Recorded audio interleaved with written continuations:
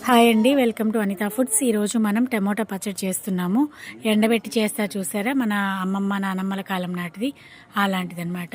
So దీనికోసం ముందుగా టమోటాలు తీసుకుని శుభ్రంగా కడిగేసి ఇలాగా చిన్న చిన్న ముక్కలుగా కట్ చేసి ఒక బాక్స్లో పెట్టుకుని కొద్దిగా ఉప్పు వేసేసి గండుప్పు తీసుకోండి. ఒక 3 రోజుల పాటు కలబెడుతూ మూత పెట్టేసి ఉంచేసేయాలి. అలాగా ఈ వాటర్ అంతా దీంట్లోకి ఇలాగా దిగుతుంది అనమాట. సో ఇప్పుడు దీన్ని 3వ రోజు ఎండలో ఆరబెట్టుకోవాలి. ఇలా ముక్కలన్నీ కూడా పిండుకోవాలన్నమాట. సో ఇలా ఆరబెట్టేసుకొని ఆ వాటర్లో చింతపండు తీసుకుని వేసుకోవాలి. కేజీ టమోటాలకి 100 గ్రాముల చింతపండు సరిపోతుంది. సో ఇలాగా ఒక 3 డేస్ తర్వాత ఇలా ఎండిపోతాయి అన్నమాట. వీటిని మిక్సీలో కానీ గ్రైండర్లో కానీ వేసుకుని పొడి చేసుకోవాలి. ఇప్పుడు ముందుగానే నానబెట్టుకున్న చింతపండు కూడా దీంట్లో వేసేస్తున్నాము. వాటర్, చింతపండు అన్నీ కూడా వేసేసి ఇప్పుడు అలాగే 150 గ్రాములు కారం వేస్తున్నాను. అలాగే కొద్దిగా ఆవపిండి, మెంతిపిండి ఒక్కొక్క స్పూన్ వేస్తున్నాను.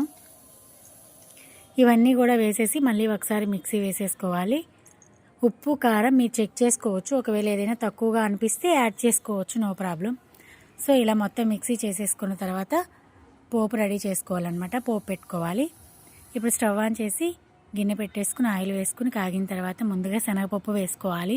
అది కాగడానికి కొంచెం టైం ఎక్కువ పడుతుంది కాబట్టి తర్వాత మినపప్పు, తర్వాత జీలకర్ర, తర్వాత ఆవాలు వేసేసుకుని అలాగే వెల్లుల్లిపాయలు పొట్టు తీసేసి ఒలిచి పెట్టుకోవాలి.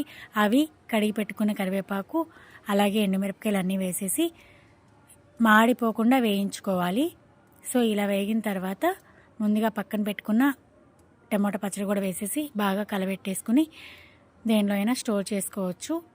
ప్లాస్టిక్ డబ్బాలో కానీ లేదంటే ఏదైనా మీకు నచ్చిన దాంట్లో. Thank you so much for watching my video. ఏమైనా డౌట్స్ ఉంటే కామెంట్ పెట్టండి, నేను చెప్తాను.